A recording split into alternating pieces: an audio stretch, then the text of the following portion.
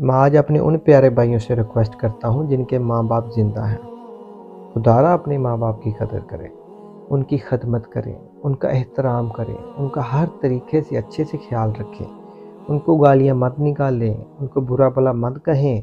कहीं ऐसा ना हो वो हमसे रूठ कर दुनिया से चले जाएं। अगर ऐसा हो गया तो मेरे भाई हम किसके दर पर जाएंगे?